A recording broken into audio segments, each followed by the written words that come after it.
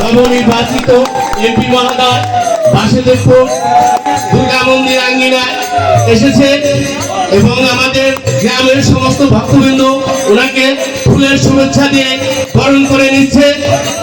আপনারা যে যেখানে থাকেন আসেন। আমাদের নতুন এমপি মহোদয় একে আপনাদের বাড়ি আপনাদের দ্বার প্রান্তে এসে শুভেচ্ছা নেওয়ার জন্য উনি মনস্থ করছে।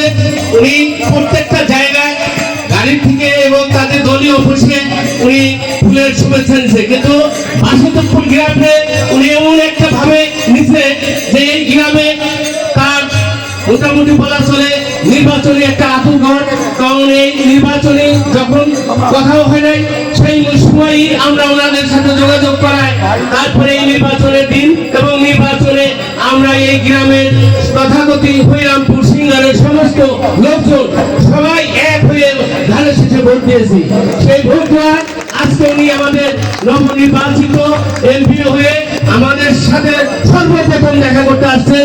ওনাকে আমরা আমাদের গ্রাম থেকে আমাদের এলাকার থেকে ওনাকে ফুলের শুভেচ্ছা এবং ধন্যবাদ জানাই।